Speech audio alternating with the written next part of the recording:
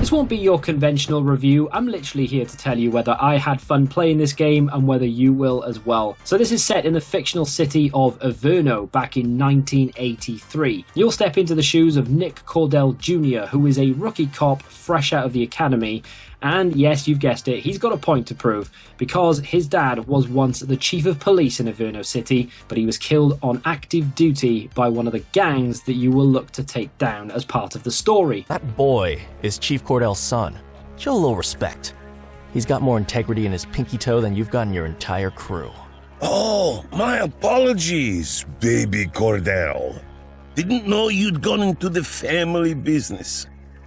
Guess it made sense, given how well it went last time. I'm not going to dive too much more into the story itself because it's quite self-explanatory what's about to happen. It doesn't really have many twists and turns. It's not a shocking story. It's very good, if I'm honest, and the voice acting surprised me greatly. For a game that is absolutely nowhere near a AAA studio, I thought we were just going to have text on screen for the most part. Of course, it does start where you have like voice actors, and I thought, okay, that's going to be it, and then we'll just go into text. No, it actually does have some very competent voice actors. Your partner throughout the game actually reminded me a lot of Mike Ehrmantraut from Breaking Bad. Wow, now that's impressive. Now, I don't know whether I made that connection because Mike Ehrmantraut was a cop once upon a time, or whether he does actually sound like him, but it does kind of remind me of that. So if you're into Mike Ehrmantraut, get into the game and drive around with your partner and you'll have a fun time. Rather unsurprisingly, in the game, you are a police officer, and you can do a lot of the mundane stuff. You can do routine traffic stops, you can dish out parking tickets to your heart's content, or you can get involved in some of the meatier jobs. You'll get assignments over the radio every now and again saying that there's a burglary in process, you've got a shootout in progress, and they want units to respond. You can take to the skies in a helicopter, which is quite fun, to be fair. I don't do it that often, if I'm honest, because it does get a little bit on the repetitive side, but it's nice to do that every now and again as a break from the parking ticket stuff. And of course, there is a main story running through the whole thing where you're going to help homicide detectives crack the big case. One of the biggest takeaways, despite the fact that this is only $24.99 by the way, is the authentic 1980s like cop movie atmosphere that this game gives off. I was pleasantly surprised by how immersive the world is, despite the fact that it's almost like a top-down, old-school GTA-style game.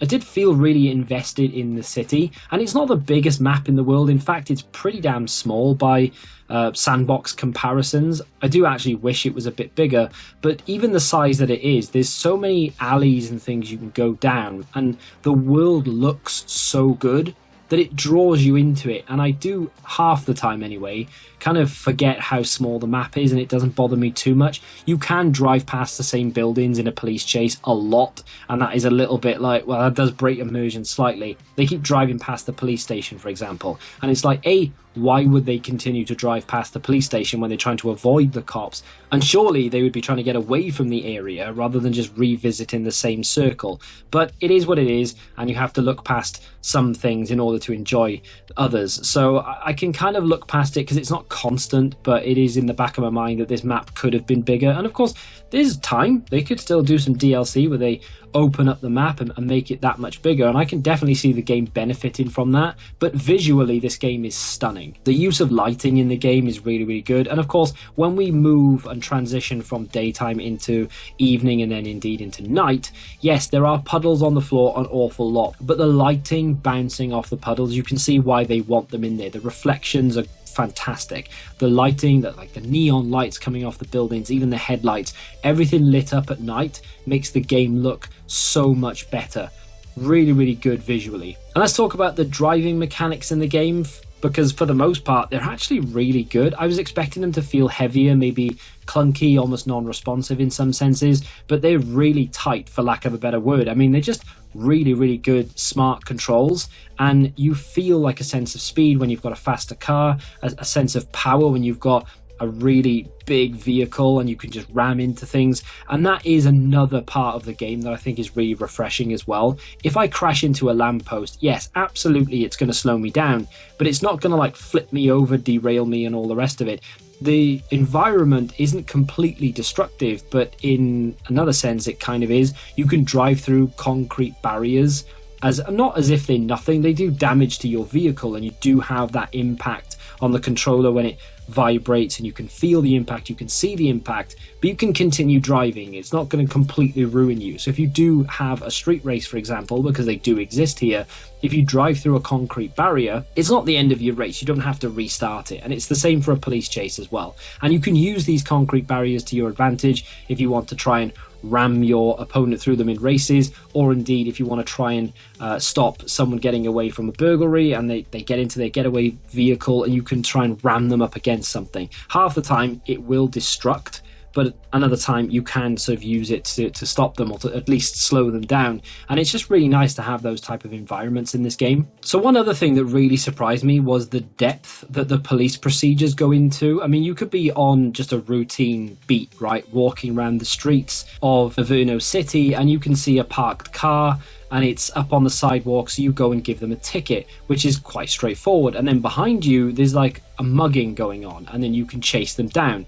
And once you caught up with the mugger, you apprehend him, you can run his license, you can then search him, for example. He could potentially have some contraband on him. He could have prior offences, outstanding warrants and things like that. You then have to write up the rap sheet and you have to add all of these offences to the rap sheet and then arrest him. You can either take him in yourself or you can call for a car to come and pick him up if you don't want to drive all the way back to the precinct. And that's just one example. I mean, every single aspect of policing goes into great depth. Breathalyzing people, for example, pulling them over for routine traffic stops. You can run their license plate rather than stop them. And if their car is reported stolen or maybe it's been involved in a collision or something like that, it's just so good.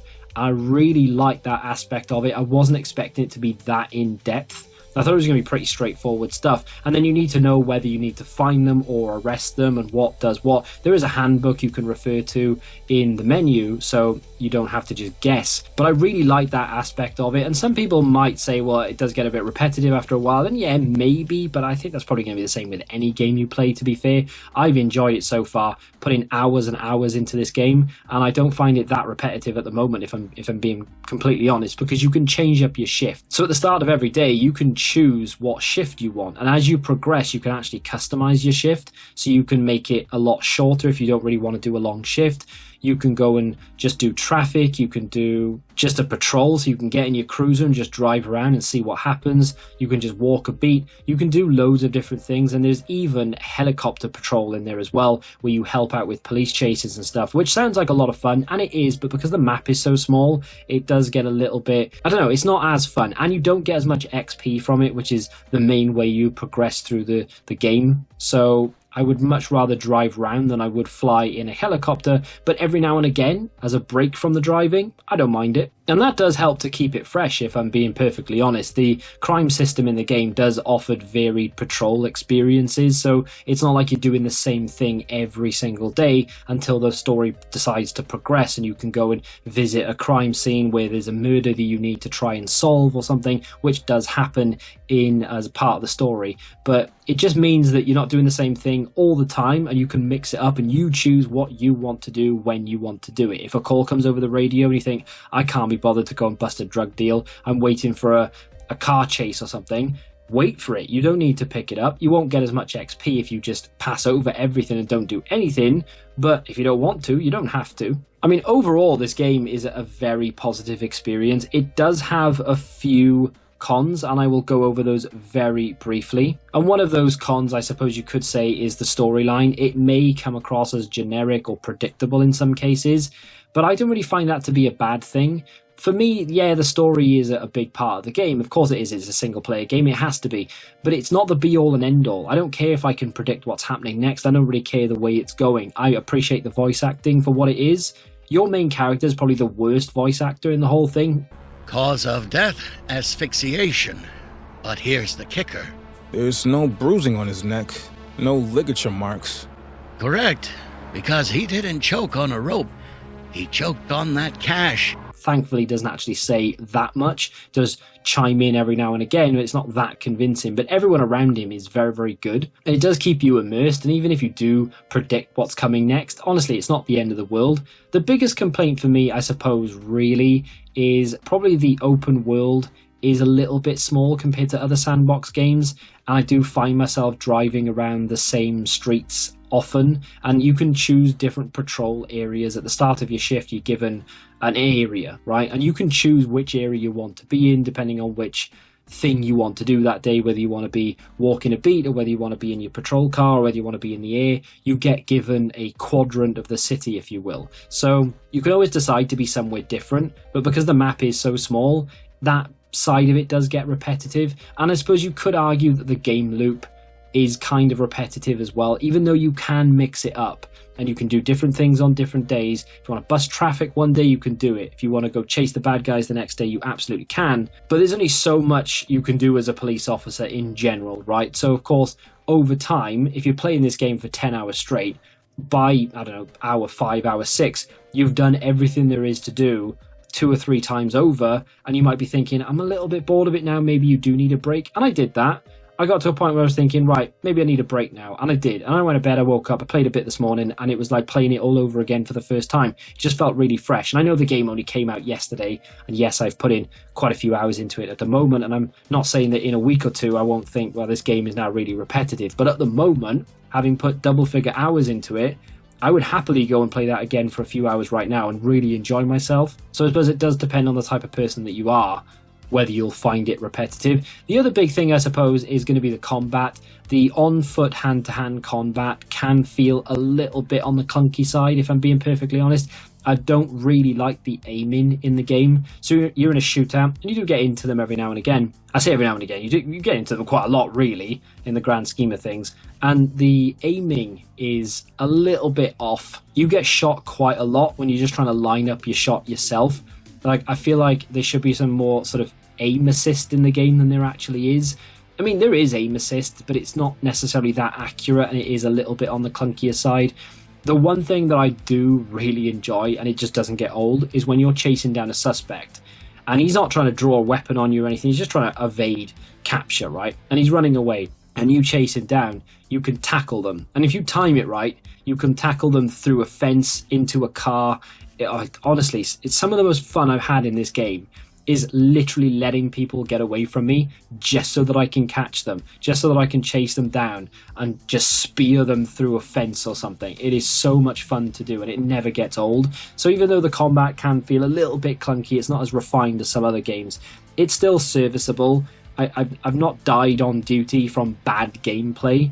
If you die on duty, it's because you just stood there and you're not paying attention to what's happening. There is a cover system. It works, I don't know, 85% of the time. It's not the end of the world.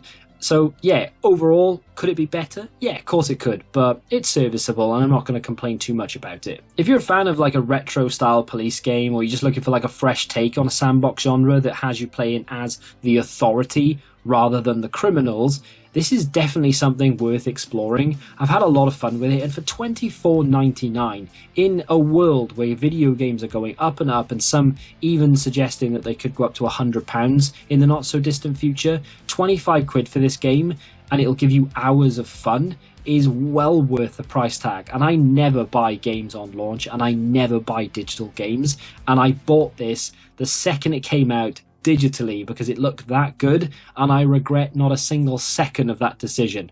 It is such a good game for what it is. The studio behind it, Fallen Tree Games, have done such a good job with it, and I hope that they've got the feedback that they wanted, and I hope they've sold as many, if not more, than they wanted, and I hope they continue to give us some DLC for this and maybe make the map just that little bit bigger, and they add on a little extra bit of story, or maybe some extra things you can do, maybe some open sandbox like undercover mode where I could just drive around by myself without a partner would be quite nice. I don't know whether I'll get that at the end of the game, potentially, but so far, honestly, it's such a good game, and 25 quid is worth every single penny. If you've played this, let me know what you think of it in the comments. Have I potentially swayed you to go and try it for yourself? I can honestly say I don't think you'll regret buying it. It is that much fun to play at the moment. Have you played a game recently you think I should play? Let me know in the comments. Check out the video on screen for something different, and I'll catch you in the next one.